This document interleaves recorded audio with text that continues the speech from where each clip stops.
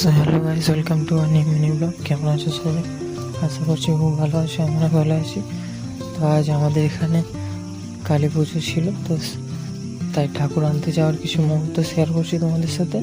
তো ভিডিওটা দেখতে থাকো, খুব ভালো লাগবে আশা করছি।